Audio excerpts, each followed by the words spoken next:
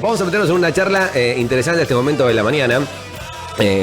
Habíamos tratado de generar esta charla en la jornada de ayer porque entendíamos que la situación, digamos, un poco venía y era necesario. Tiene que ver básicamente con toda esta situación de informaciones falsas que giran por los medios, por los Río Olavarría, por el país todo en realidad, porque esto no solamente se da en Olavarría, sino que se da en todos los ámbitos. ¿Cómo estamos manejando la información desde los medios y demás cuestiones? Bueno, lo tenemos aquí en el estudio al doctor Ezequiel Alonso, que es doctor en comunicación, integrante del Observatorio de Medios de la UNICEN, así que Ezequiel, ¿cómo te va? Buen día, bienvenido. Bueno, buen día. Gracias por la invitación, Carlos, a todo el equipo. Un placer estar acá y soy del mate amargo, así que estamos en coincidencia. Estamos en coincidencia. El mate tiene que ser amargo, hay que poner esta. Mate amargo, clásico, fuerte al medio, digamos. Fuerte al medio, exacto. No falla nunca. No falla nunca. Fuerte al medio no falla nunca. Bueno, Ezequiel, ¿qué está pasando con la información, con los medios? ¿En qué momento estamos? Habría que pensar en diferentes contextos, ¿no? El problema de la circulación de la información y particularmente la desinformación no es nuevo. En toda la historia de la prensa, quienes venimos de carreras de comunicación, periodismo, lo vamos estudiando, sabemos que la desinformación ha sido siempre un problema para las sociedades, ¿no? Aquí y en todas partes del mundo.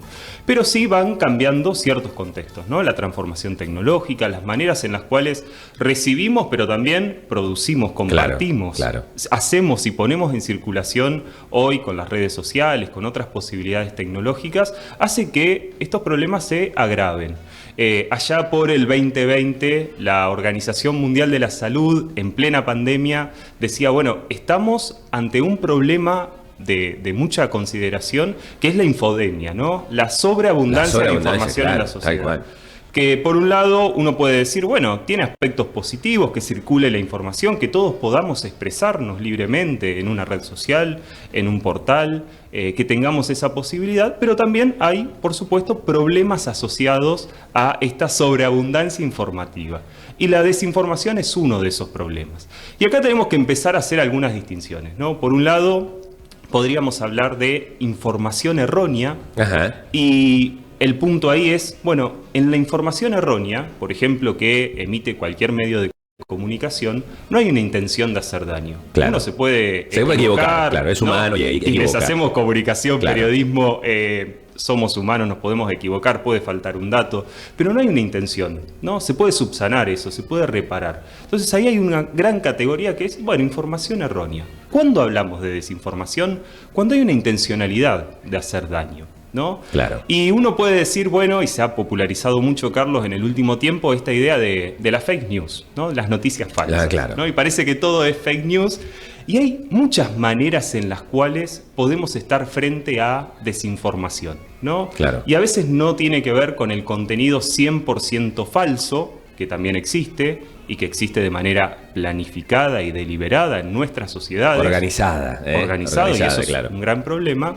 Pero también hay desinformación, por ejemplo, de otro tipo, ¿no?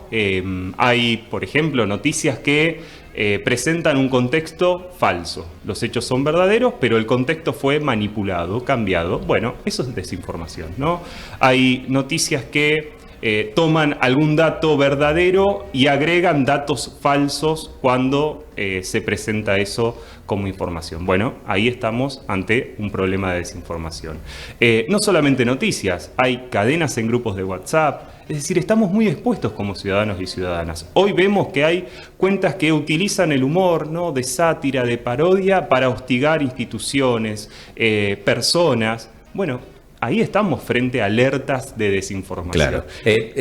¿Se ha perdido un poco la ética del periodismo, Ezequiel, en esto o no?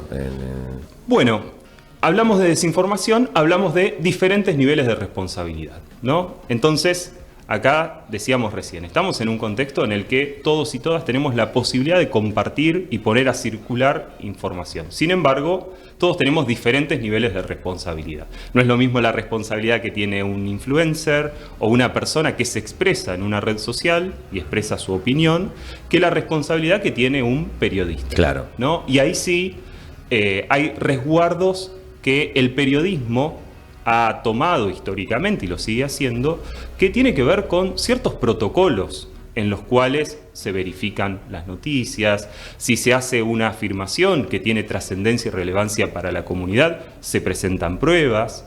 Y esas pruebas no se dilatan, es decir, se presentan en el momento en el que se está abordando el tema. Claro.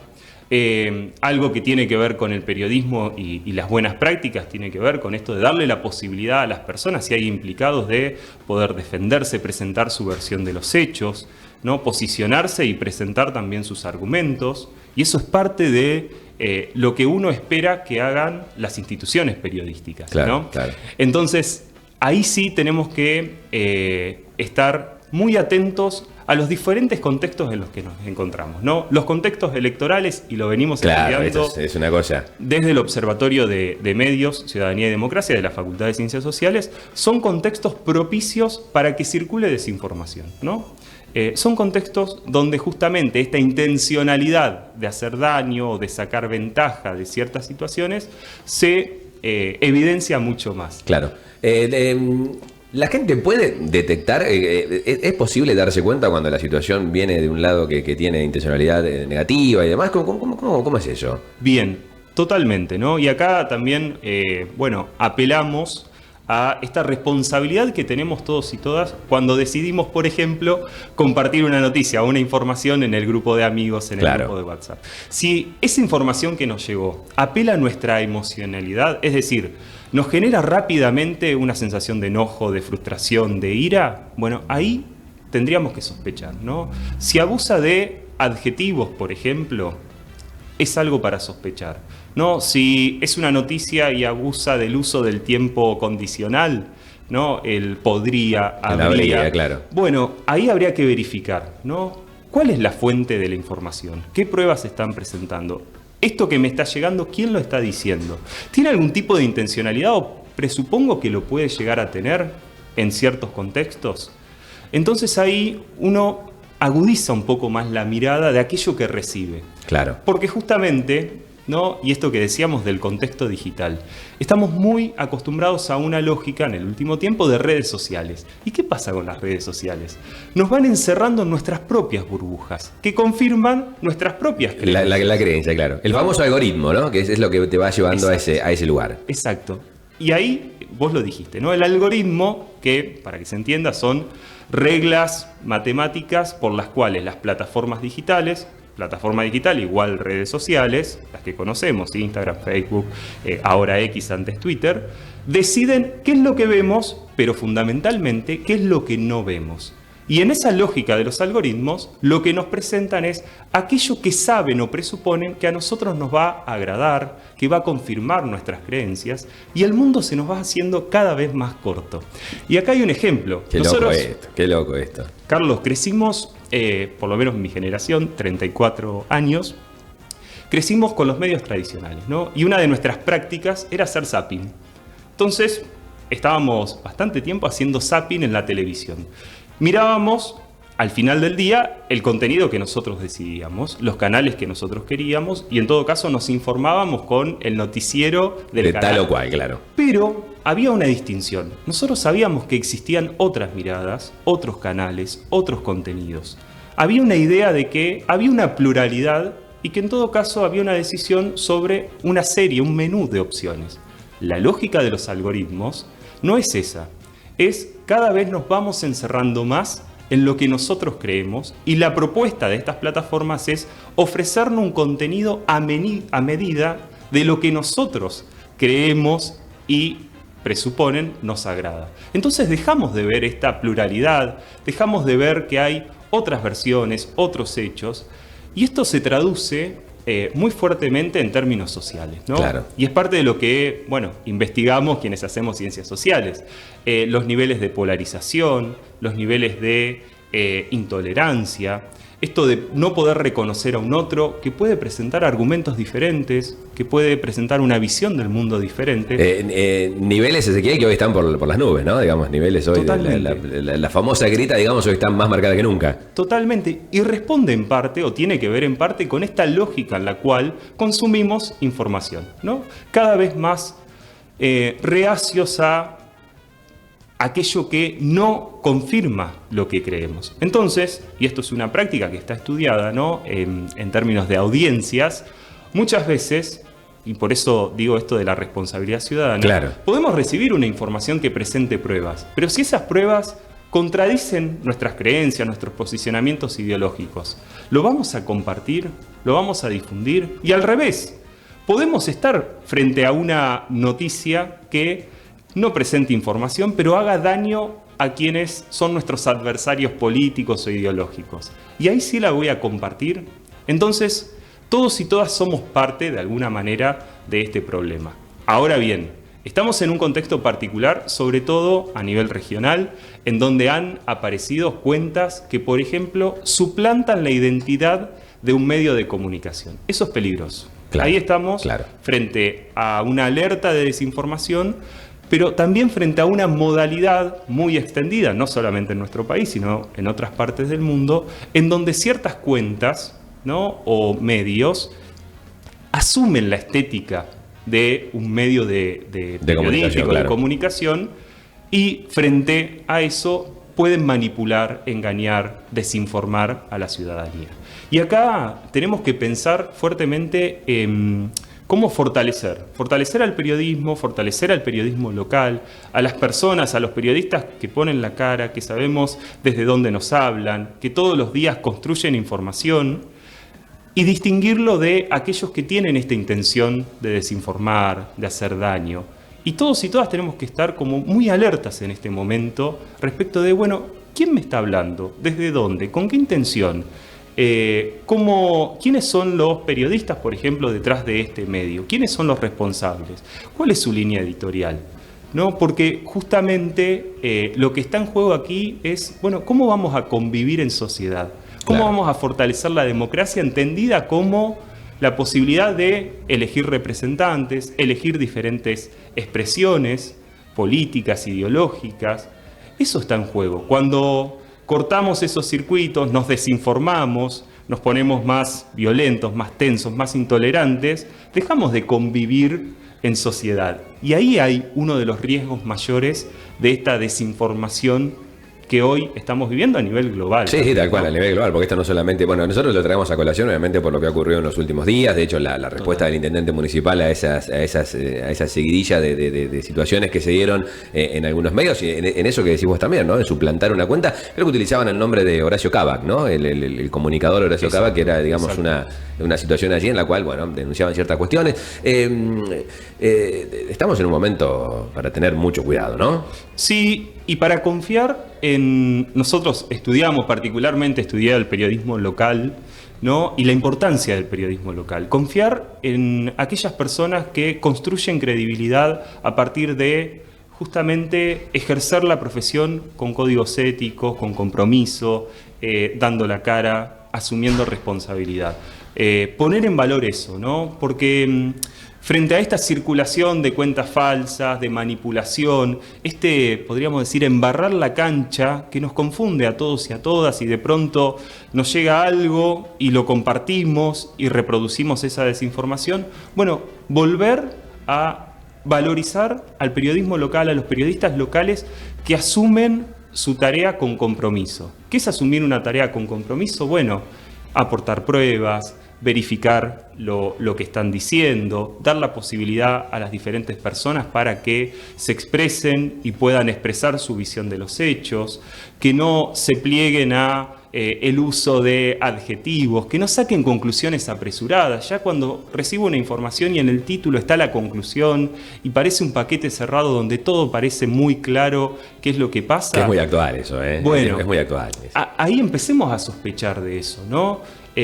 Porque, bueno, justamente el rol del periodismo en todo el mundo, en Argentina, en nuestros contextos regionales, no es actuar como si fuese la justicia, sino aportar pruebas e información para que la propia audiencia saque sus conclusiones. Claro, ¿no? Y ahí hay un rol activo de cada uno de nosotros y nosotras en esto de poder sacar conclusiones. Claro, tal cual. Y sobre todo, algo que nosotros siempre decimos y bregamos, que la gente lea, porque hay menos lectura. Cada vez, digamos, es título y es bajada, y después el resto, el contenido parece que no importa, ¿no? Como que hay una situación ahí de sacarse rápido la cosa de encima, por el escroleo, por lo que sea, pero hay como una cuestión de a veces no ingresar de lleno a lo que es el texto, ¿no? Sí, y justamente, estamos en un momento donde la confianza en la institución periodística, de acuerdo a diferentes encuestas, en nuestro país está muy baja, ¿no?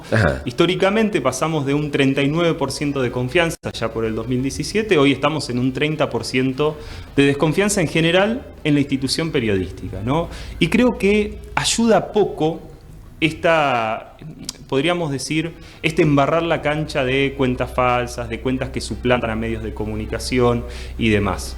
Y justamente creo que el periodismo local, a diferencia de esta falta de confianza que hay a niveles nacionales, se ha logrado revalorizar en su credibilidad, en esto de el contacto con los vecinos, con las vecinas, como una fuente confiable y segura, sobre todo porque es garante en última instancia, muchas veces, de aquello que nos sucede. Y esto lo veíamos en pandemia, ¿no?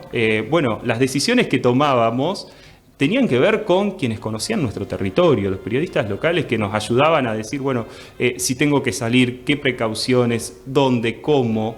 En contextos de crisis, en contextos de incertidumbre, el periodismo es central. Y por eso es tan importante que nosotros también como ciudadanía exijamos a nuestros periodistas que, respeten los códigos, los protocolos, las maneras de hacer periodismo, que son convenciones históricas de la profesión, y que ayudan a este diálogo democrático, a estas maneras en las cuales nosotros y nosotras podemos acceder a la información en tanto derecho humano, ¿no? Porque acá hay algo importante. La comunicación es un derecho. Tenemos derecho a estar informados porque en la medida en que estamos mejor informados, tomamos mejores decisiones y convivimos de una mejor manera con otros y otras. Entonces, eso tenemos que asumirlo también. Nuestro rol desde la universidad, ¿no? De ponernos a disposición a trabajar para fortalecer este diálogo democrático y de convivencia que tiene que ver, por supuesto, con cómo circula la información en nuestra sociedad. Claro, cómo se consume, cómo se absorbe y cómo también después se reacciona ante eso, ¿no? Porque no hace falta mucho, te metes en cualquier posteo de cualquier medio y tiene obviamente toda la situación ahí de rebote rápido y automático en los comentarios. Totalmente. Y ahí, cada uno de nosotros y nosotras tiene responsabilidad en alguna medida de qué viralizamos, qué compartimos, cómo entramos al debate público, ¿no? Y ahí, hoy por hoy, esta lógica de las redes sociales apela a nuestras emociones, a nuestra reacción, a pensar menos y compartir lo más rápido posible. Y justamente ahí necesitamos hacer una pausa extra. Claro. ¿No? Y asumir este sentido crítico que cada uno de nosotros y nosotras tiene, de, ¿quién me está hablando? ¿Cuáles son las pruebas que se están presentando? ¿Cuál es la fuente? La fuente es a quiénes se les consultó, pero también quiénes aparecen aquí diciendo esto que se está diciendo. Todo eso, que es un ejercicio que podemos hacer en el día a día, amerita que lo hagamos, ¿no? Porque la democracia, en definitiva, la convivencia, el diálogo, está en juego. Aun cuando parezca que es una cuestión menor o circunstancial, cada vez más vamos a necesitar justamente estar más atento a aquello que circula como información en nuestra sociedad. Tal cual. Se vienen las elecciones, que es un momento importante dentro de lo que es obviamente el movimiento político de la provincia de Buenos Aires, de Argentina y demás cuestiones. Vamos a ver mucho de esto, mucho de desinformación, mucha de situación de armados, de diferentes cuestiones. Totalmente, ¿no? Nosotros venimos estudiando contextos electorales, ahora con un agravante que tiene que ver con las herramientas de la inteligencia artificial, ¿no? Y las dificultades que cada vez más tenemos para distinguir aquello que es verdadero de aquello que no lo es, ¿no? Circulación de imágenes, circulación de videos, que en apariencia, en una primera vista, uno dice, sí, está pasando, claro. Es esta real. persona la que está hablando. Y cuando empezamos a ver un poquito más en detalle, en realidad es un contenido 100% falso. Y por eso acá apelar a esto, ¿no? Si rápidamente apelaron a mi emoción, ¿no? Y si lo creo rápidamente, bueno, hay algo ahí para sospechar, ¿no? Porque justamente en contextos electorales se ve muchísimo más esto de, bueno, circular desinformación como una estrategia planificada, ¿no? Y acá hay mucho libro, mucha bibliografía de cómo se planifica. Yo recomiendo un libro que ahora está muy en boga, que se llama Los ingenieros del caos, ¿no? Que es un método de planificación de ciertos líderes en el mundo, por ejemplo Donald Trump, en donde se apela al uso de redes sociales, a la microsegmentación de mensajes, a esta emoción rápida, a cómo influir en las personas para que compartan incluso contenido falso. Y eso tiene que ver con una planificación. Hay muchas personas pensando en cómo nos informamos, qué compartimos. Uno a veces dice, no, pero si está en mi grupo de WhatsApp de los amigos del fútbol, ¿quién va a estar pensando en esto? Bueno, cuidado porque son sistemas diseñados. Por ejemplo, sistemas diseñados para crear portales falsos y noticias falsas. Lo hemos visto, en periodos electorales abundan. Es decir, cómo circula la información en una sociedad es un tema de interés estratégico y para quienes quieren hacer daño nos pueden perjudicar seriamente, ¿no? Claro. ¿Es fácil armar esto, Ezequiel? Digo, más allá de que se entiende que hay mucha gente, pero se entiende que es relativamente fácil, porque, a ver, uno desde la comodidad de su casa incluso genera una cuenta y sale a exponer y a ventilar cualquier cosa, ¿no? Totalmente, ¿no? Hoy las herramientas tecnológicas están a disposición. No solamente las herramientas tecnológicas, sino las maneras en las cuales podemos aprender a utilizarlas. Y esto, como todo, ¿no? Tiene su parte positiva, podríamos decir, porque podemos hoy utilizar modelos de inteligencia artificial sin tener grandes conocimientos técnicos y demás. Pero cuando se usa para hacer daño, es un gran problema. Porque como vos decís, Carlos, cualquiera desde su casa puede crear una cuenta falsa, puede hacer hoy una imagen, un video, que a veces circulan y son graciosos, ¿no? Estos desafíos virales en los cuales, no sé, jugamos con estos modelos de inteligencia artificial creando imágenes que son falsas, que no tienen una intención de hacer daño a una institución o a una persona. Pero cuando se utiliza con esa intención, bueno, esa misma herramienta sí puede generar un perjuicio grande en nuestra sociedad. Entonces ahí tenemos un desafío, ¿no?